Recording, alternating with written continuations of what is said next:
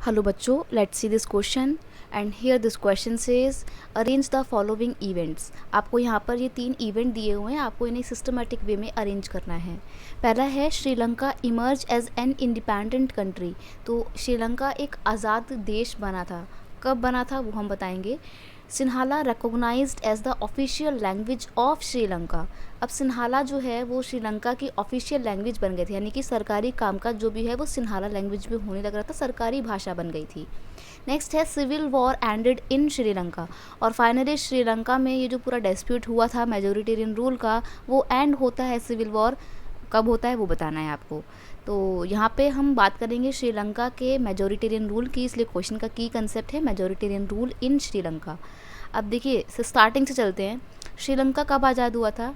देखिए इंडिया कब आज़ाद हुआ था, आपको पता है ना ये बात। तो इंडिया आज़ाद हुआ था 1947 में। उसके जस्ट एक साल बाद ही 1948 में श्रीलंका आज़ाद हो गया था। ठीक है, एक इंडिपेंडेंट कंट्री बन गया था।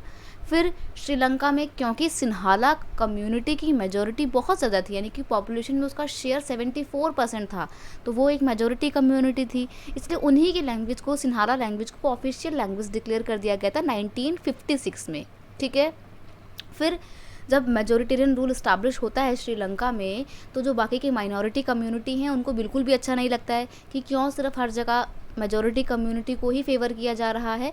तो इस चक्कर में वहाँ पर मेजॉरिटी कम्युनिटी और माइनॉरिटी कम्युनिटी के बीच में ना झगड़े शुरू हो जाते हैं, डिस्प्यूट शुरू हो जाते हैं, और एक सिविल वॉर का वो रूप ले लेते हैं। और फिर बहुत ज़बरदस्त तरीके से सिविल वॉर स्टार्ट होती है, बहुत लोग मारे जाते हैं, लेकिन फाइनली वो सिविल वॉर एंड कब होती है? अभी रिसेंट में हुई थी, सन 2009 में। ठीक है, तो ये था एक क्रोनोलॉजिकल ऑर्डर इन सारे इवेंट्स का। अब देखेंगे सबसे पहले क्या हुआ, श्रीलंका आज़ाद हुआ, फर्स्ट स्टेटमेंट सबसे पहले। उसके बाद वहाँ पे मेजोरिटेरियन रूल इस्टेब्लिश करने के लिए ऑफिशियल लैंग्वेज सिन्हाला डिक्लेयर की गई 1956 में, ये सेकंड इवेंट हुआ। ठीक है, देन उसके बाद क्या हुआ, सिविल वॉर स्टार्ट हो जाती है और फाइनली वो वॉर ख़त्म होती है सन 2009 में। तो थर्ड इवेंट जो है वो थर्ड नंबर पे, राइट। तो ये आपका एक सिस्टमैटिक ऑर्डर बनता है, हमारे को एक करेक्ट ऑर्डर में अरेंज करना था इसको। तो देखेंगे यहाँ पे ऑप्शन कौन सा मैच हो रहा है। ऑप्शन ए ही मैच हो रहा है कि पहले फर्स्ट सेकंड थर्ड, राइट। तो option A is your correct answer. I hope you understood it well. Best of luck.